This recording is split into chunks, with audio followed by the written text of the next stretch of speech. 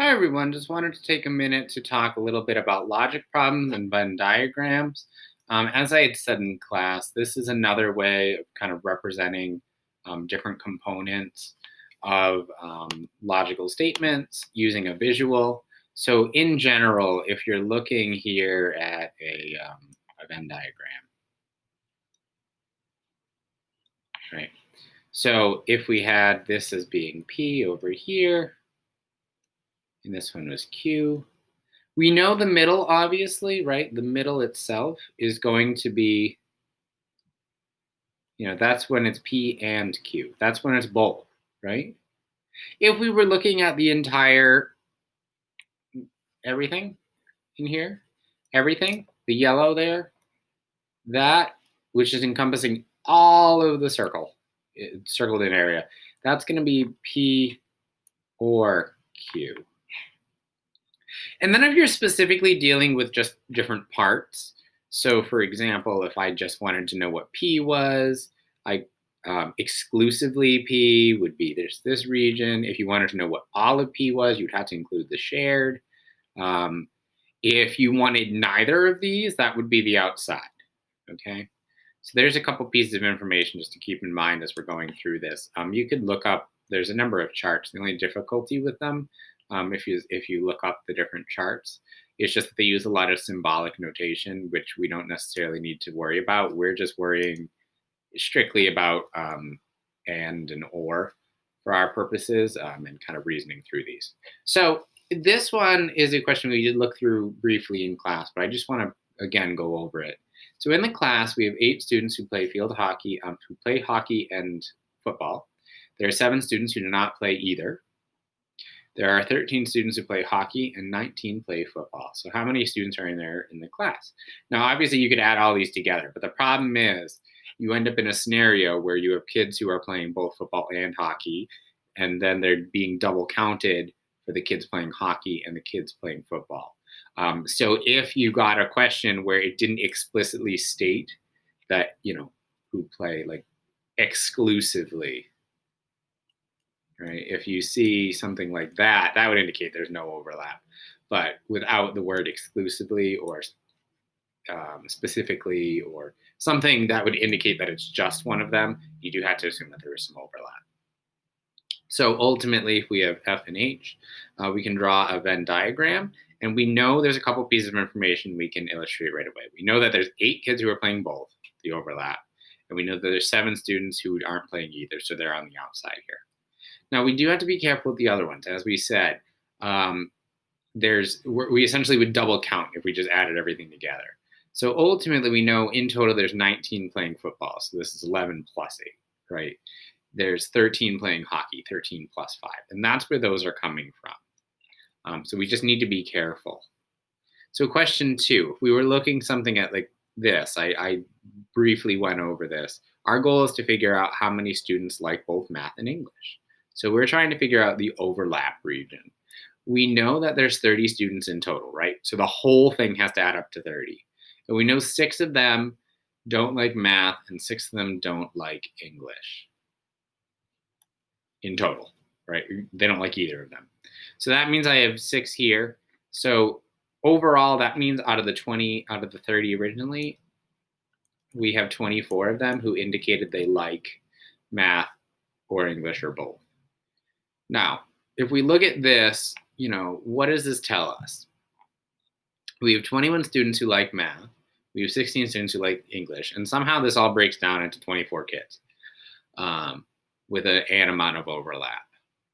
Now, we're told that we have 21 students who like math. They reported that they like math. So this over here, every single one of this has to encompass 24, right? So this has to encompass 24. All of this together must be 24, that green region I just shaded in. I'm sorry, 21, not 24. All of that must be 21. I'm sorry. The whole set of circles has to be 24, but this green region has to be 21.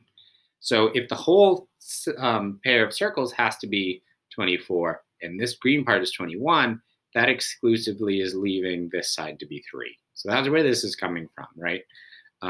So we know there's 21 students who like math. So that would mean that this component over here, this is 21 out of the 24. So this has to be 3. And then from there, it should just be a matter of saying, well, if this is 3, and we know that we have 16 students who like English, this has to be 13, right? Okay. So let's pop down, look at a couple more, work out the answers to each question. All right, so again, this was one we had done in class. So we have 18 cars in total. So everything in here has to add up to 18. We have 12 cars being diesels. We have 5 cars are automatics, and 3 cars are automatics and diesels. So ultimately, this is the part we can fill in first, right? The 3 gets marked in the diagram immediately. We have 3 that are both automatic and diesels. Therefore, we're left with, out of the 5 automatics, we have 2 that are strictly automatics and not diesels. And then we can figure out that there are 9 cars that are diesels, but not automatics, okay? So that would leave outside 4 because there's 18 cars in total. All right. Let's move on. So what we can do is let's look at 1 or 2 of these to see how we can illustrate this. So in a family of 6, everybody plays football or hockey. Okay, so we have our Venn diagram, right?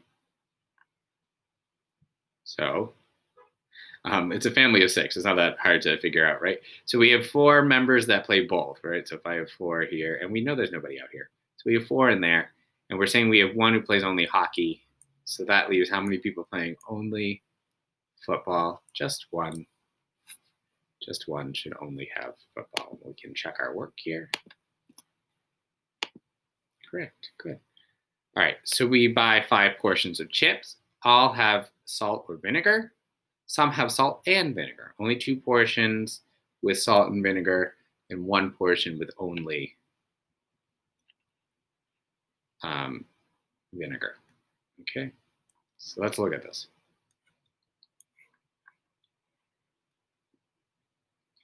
So we have 5 in total, right? So I'm going to say salt, vinegar. We have 2 portions with salt and vinegar. We have 1 with only vinegar, so that would leave 2 portions with only salt. Okay. The diagrams below represent a class of children. G is girls, F is set of children who like football. Weird. I don't know what this is, but weird. All right, diagram and the shading. So this first one, diagram A, that is representing what? That's representing that people, oh, I'm sorry. We're looking at which one is illustrating girls who like football. Well, that is going to be the middle, B, right? Because girls and football is the overlap here. Girls who dislike football. So they're still a girl, but they're not reporting, they're reporting that they're not a fan of football. So that would have to be D, right? Because we're looking exclusively at the girls, not the football component. Boys who like football. Boys who dislike football. So in terms of the football only, that would have to be A. And that leaves the last one, dislike. That's neither of these 2, right? Oops. Sorry. C. Okay.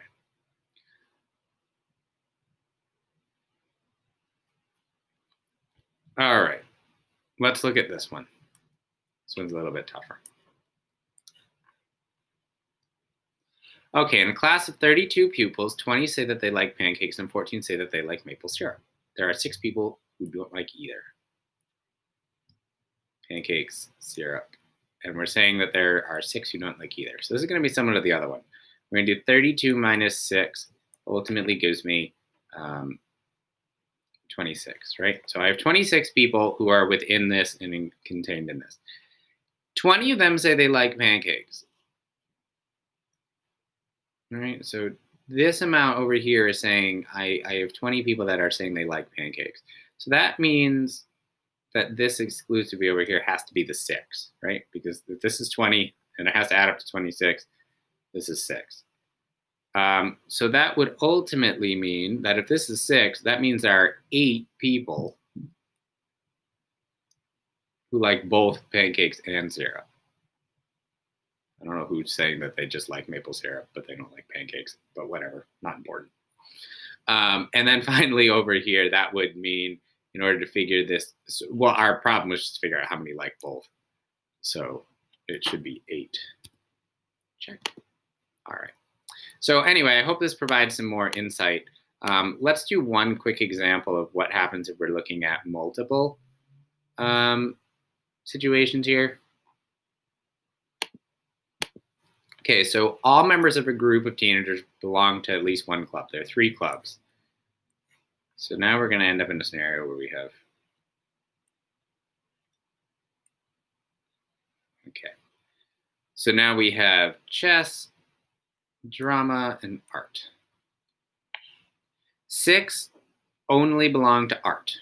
All right, well, that's easy enough.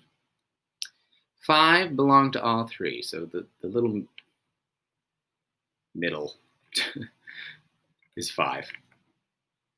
2 teenagers belong to chess and art, but not to the drama. 15 in total belong to art. All right, so we know there's 5 there, 2 there, so 7. 6 is 13, so that means there must be 2 overlap over here. 2 of the teenagers belong only to the chess club. 3 of the teenagers belong only to the drama club. How many of the group do chess and drama, but not art? And then how many of the group belong to the chess club? So chess and drama, but not art. So that would mean we're looking for this over here. What information do we have? So in total, we know that we have 30 kids, right? So we know that's 5. So we have 2 plus 2 plus 5 plus 2 plus 3 plus 6, 4, 9, 11, 14, 20. Right? So we have 20, we have 30 kids. So that would mean we have a large overlap over here between the drama and the chess club of 10 kids. Okay, so we have 10, 15, 17, 19. So if we double check that, if we're looking for chess and drama but not art, that should be 10. And that would mean when we add everything together, what did I just say? 10, 15, 19.